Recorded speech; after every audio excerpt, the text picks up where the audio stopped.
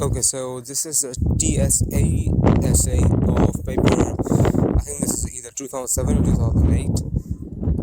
More specifically, this is the section 2 of TS paper. Alright, so I just wanted to put out an essay in case someone wanted to look at how you should argue and do one of these essays. And this also applies to other, you know, other admission tests that also require you to write down an essay. So let's begin with what I did is question two. Okay, so remember this. This is not my best attempt at all. I mean, I could definitely have written a better essay, but this is what I came up with within the time constraints and within the 30 minutes I had. Actually, I took 45 minutes, so I went over the time, wrote a little bit too long.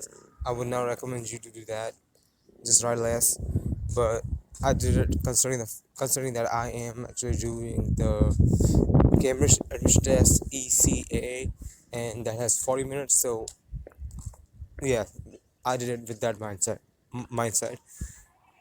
Anyhow, the idea is the same in both essays. You've got to argue it out and show your reasoning and be logical throughout. From one paragraph to the next paragraph, we will show the connection and show how this follows from that and all that. And obviously, your English should be coherent and everything.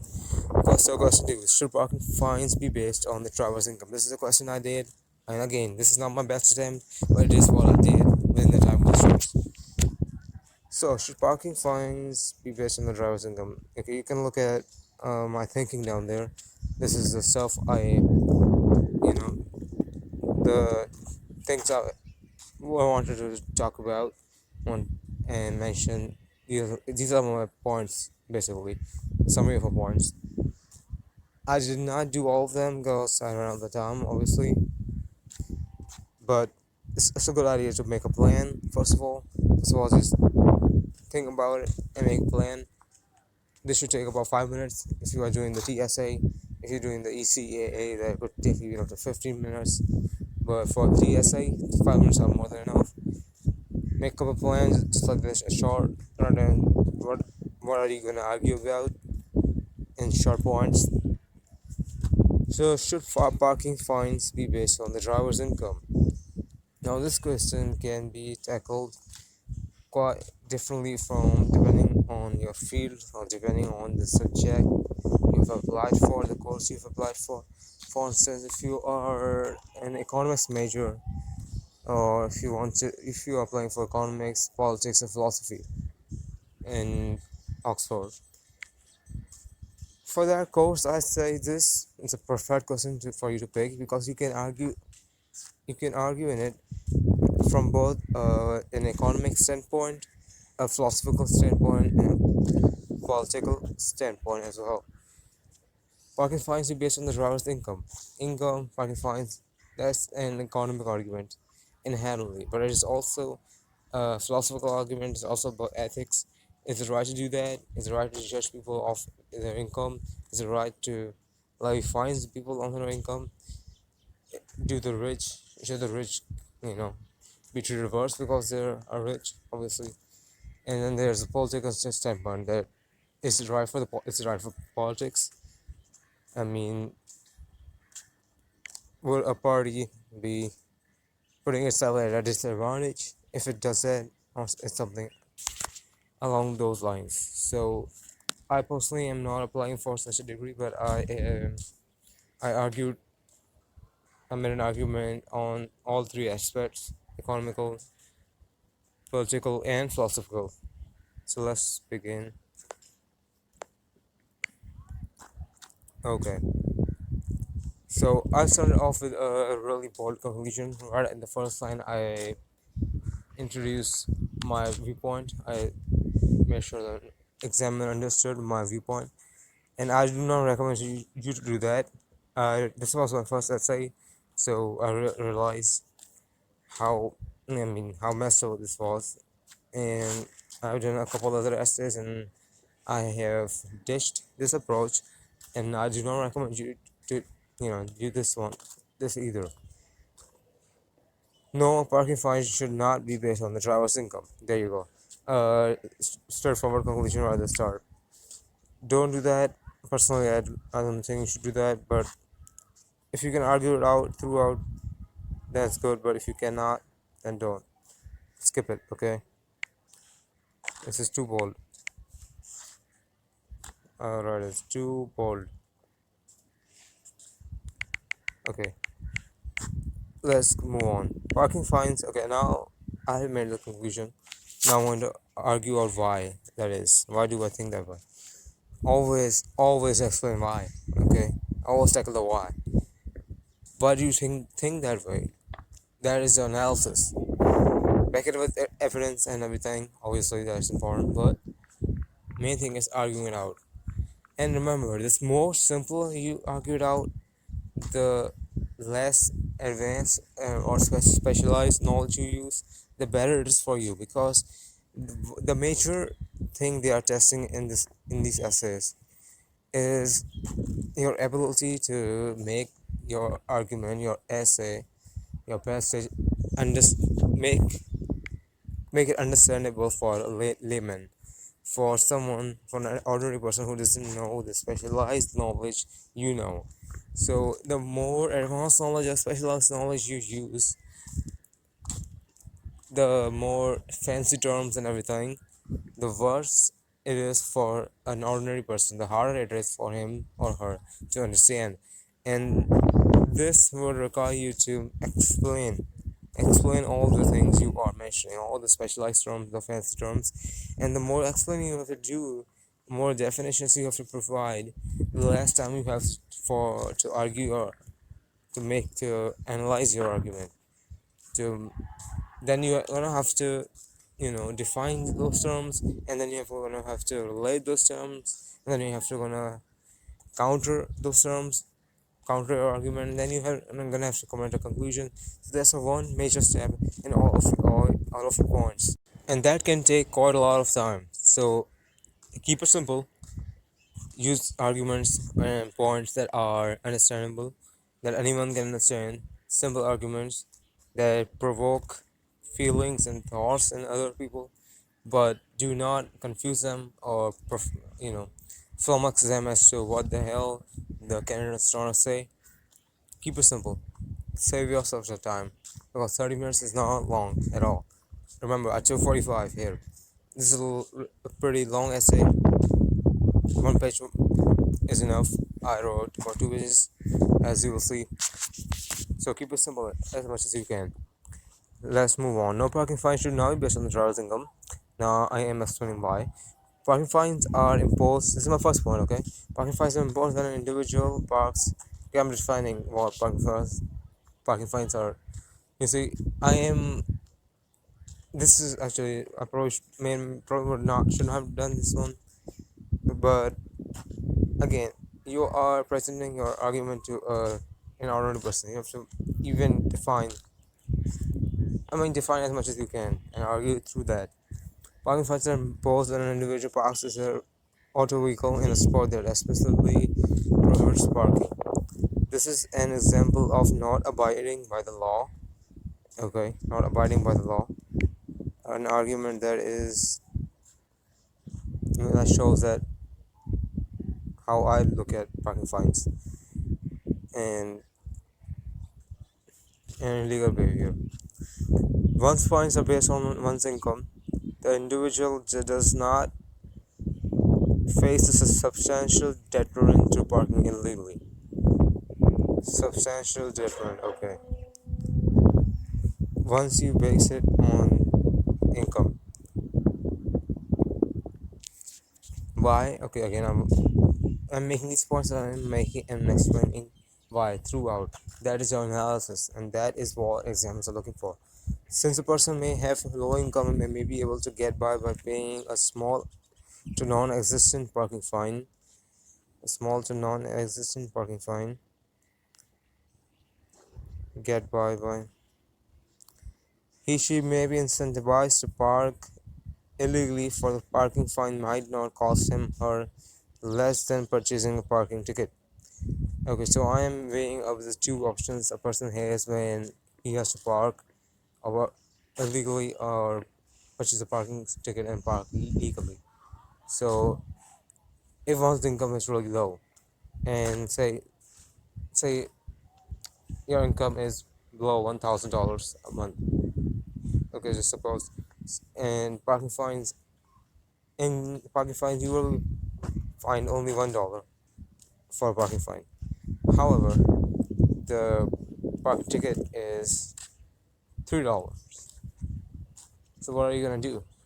Since your income is low, you're gonna find only $1, so you're gonna park illegally. There's no detriment. In fact, there's an incentive for you to do it. So to park illegally, so minor costs is the less than purchasing a parking ticket. This is a simple argument, cost benefit analysis. That's all it is. This could backfire and lead to more illegal parking. It could backfire, lead to more illegal parking, along with less wage, less usage. Oh, okay, less usage of proper parking space because people would now be purchasing tickets, so they'll be parking less. This entire paragraph is my introduction, and it contains one of my points, and it contains my bold as hell beginning, which I'm crossing it out because try not to include such a big name.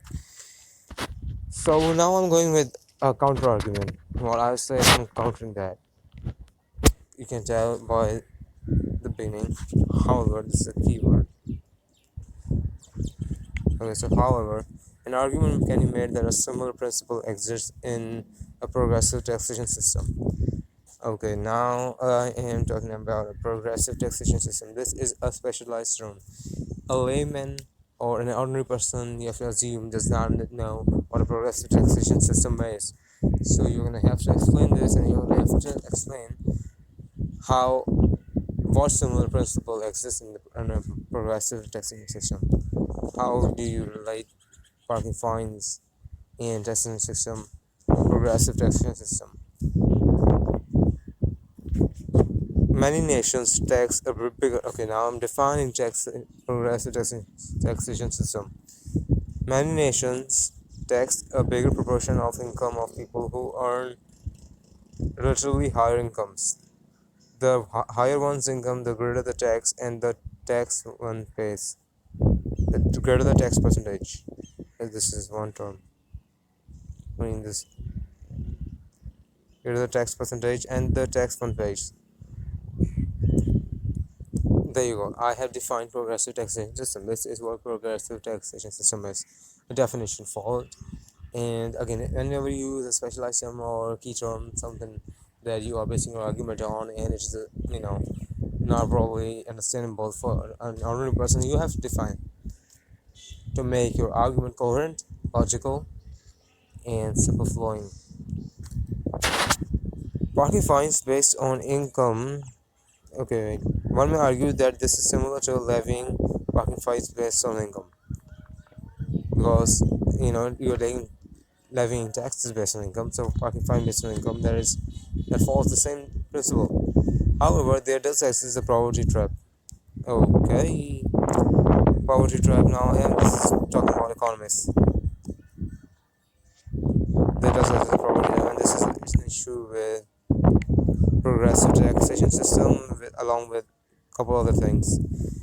Now I'm going to define its specialized terms yet again. People fearing that they may often not report on the true incomes that they may often do not report on the true incomes. Okay, we are English. On the true incomes, and that even refrain from earning more. They may refrain from earning more because once they go into high tax brackets, they're like, oh, whoa, I'll be taxed more, so why not? Why go into those brackets? Moreover, people may not skimp on paying for proper parking. If I mentioned people would not purchase parking tickets above legally. If the parking fines may not skimp on paying for parking, if Okay, this is a counter argument to this. Alright, a counter argument to this. Minors can prevent paying for public parking if the parking fines are stringent enough. So it depends on the parking fine relative to the cost of purchasing a proper parking spot. So I'm talking about magnitudes here. If a parking fine is, say, high enough, still, for instance, for if your income is less than 1,000, and a parking ticket costs $3, and a parking fine costs uh, is $4 for you, then you're still gonna go with the purchasing a ticket. So it depends on that too. Two counter arguments in here. This entire paragraph is a counter argument with an example. So this is your evaluation. You can think about this as your evaluation. Say parking fines are based on this. Okay, I'm arguing going on with the third paragraph. Say parking fines are based on income. What is then stopping us from det- determining all other fines based on income as well? Okay, now I'm arguing if one fine is based on income, then why not all fines should be based on income? This is a philosophical standpoint, and it's talking about if this then that too. Why not? Logical argument, simple terms, anyone can understand this one. First point was more economical, incentives and everything, cost and that cost benefit analysis. This is more philosophical. So parking and fines are based on income, what then stopping us from determining all those fines based on income as well. That is, this can extend to all fines, not extend to all fines, not only parking. And if all fines are ultimately based on income, the rich may end up paying a substantial amount more in fines. Rich may end up paying substantial amount.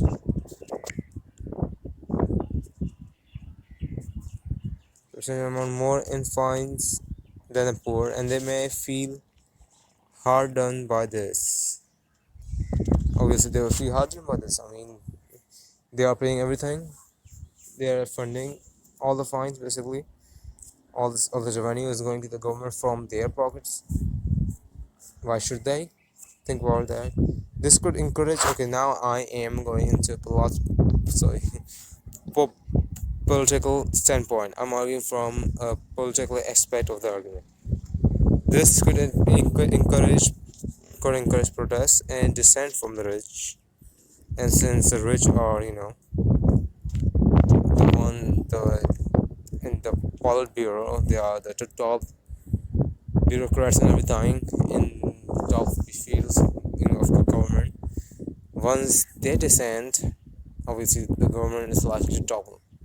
The entire political structure, the entire organization of the government may be under threat. This could encourage protest and dissent from the rich, and they may be incentivized to take extreme measures, such as moving overseas or making counterfeits of their income documents to deceive authorities. Okay, so two other arguments, such as moving overseas, just examples, counterfeits of their income documents. So the income documents will show that you don't make as much as you make, and you may end up paying less in fines and everything. Obviously, no one is going to be using that just for parking, but if all fines are based on that, then yeah, why not do it? It's a big enough deterrent, isn't it? This could also give rise to extreme right-wing political parties and may be quite threatening to economic stability. Stability. Okay, so this is again a political aspect of the argument. Rise to extreme right-wing political parties may be quite threatening to economy's stability. Now, I did not explain what right-wing propaganda is or right-wing parties are, what extreme right-wing parties, how they operate, and what is their, what is the thinking, what is their ideology and everything. And this is, I should have explained that. Again, running out of time. That is why I encourage you to stop not mention terms that are specialized such as this, and because you don't won't have the time to explain them. I did not explain it here, and a reader who's not familiar with politics and ideologies may not understand what the hell right wing, extreme right wing parties, what the hell are those, right? However, again, a counter argument. However, one can argue that since the rich make more, they also pay more in fines too. Just like they pay more in taxes. They ought to pay more in fines too. Just like they pay more in taxes. Okay, so I'm mentioning an anecdote or rather a similarity that already exists in the economy. Same principle there, so why not simple here? Doing so could promote equity in the economy.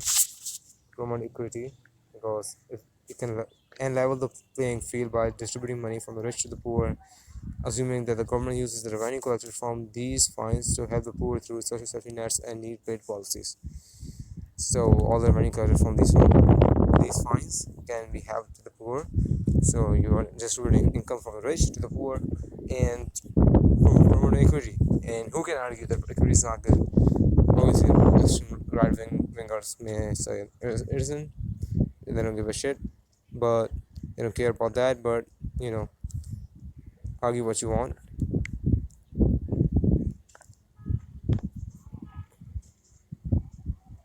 Through social safety nets and need-based policies.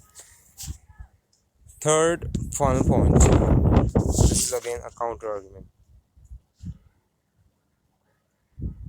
This is your EV evolution. I'm still thinking about this in economics essay. Furthermore, a low-income individual is perhaps more likely to engage in illegal behavior and subject to parking fines. Okay, this argument is could have just not mentioned it because I don't have time and everything, but it's an extra point that you can mention. This is not political, but this is more. You see, this is more of a psychological point because it's delving into human psychology and how behavior is determined and everything. Furthermore, okay, if you're going to psychology, hell, this lesson is for you too, just so you know. Furthermore, a low-income individual is perhaps more likely to engage in illegal behavior and subject to parking fines. Why? I'm mentioning. Psychology has shown. There you go. I specifically mentioned psychology. I did not know I did that.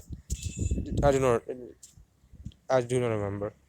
How the poor suffer from a cognitive scarcity due to a lack of income and constantly having to perform a cost and benefit analysis on every decision and transaction. Okay, this is cognitive scarcity. Due to a lack of income and constantly having to perform cost and benefit analysis on every decision transaction. This is the definition of cognitive scarcity. An obscure and specialized term, and I'm defined it. This cognitive scarcity can lead a person to make the wrong decisions. Such as illegal parking. Hence, it may be ethical to impose small fines on people directly suffering from a lack of money. People are already suffering from a lack of money. Ethical. Okay, I'm arguing on ethical and psychological lines now. Third point, this I believe is perhaps my strongest point. Personally, that's what I believe because I don't know. It's both psychological, ethical, and two aspects, and commingles them pretty good. All in all, this is my conclusion. Okay, just before you read the conclusion, remember my beginning? It was pretty bold, and this conclusion is pretty in the middle, like both sides. It's more of I'm more of like sitting on the fence with this conclusion, and I do encourage you to approach your conclusion this way. Keep them open. This does not align with my introduction at all. That's why I removed it. All in all, it depends on the particular country which is deciding whether to pay parking fines on incomes. A law Low developed country may not be well suited to accommodate such a policy because why and low because why again I'm explaining why because of lack of technology and excessive paperwork depends on the particular country. Excessive paperwork and the ease by which counterfeit documents can be made and authorities can be bribed. Okay, so for instance, if you are living in say India, Pakistan, or any low developed country where counterfeit documents are easy to make, then you may fake your income and show a low income and end up having to pay little or nothing, even though you are a rich boy and you do not you have to pay much more. And a set of paperwork. Okay, in such a country, it may be rather irrational to go through all the documents to check an individual's income and contact one's employer. It would be rather irrational to do that, obviously, because it will take a long AF time. Parking fines should be imposed at the same degree on all people. Okay, this again a bold statement following on from my beginning. I mentioned no, they should not be based on income, and I mentioned fines should be based on the same degree on all people. But my conclusion shows that depends on the country, and then I am saying they should be imposed on on the same degree. Not well aligned. So I remove that either. Remove that too. I mean, you can remove that too. I'm not removing that though, because I have already made that argument above. And that is how you do a TSA essay. This is more from an economical standpoint because I am doing economics, but it has all of politics, philosophy, and psychology too. Mention any other video if you would like to see any more of this stuff.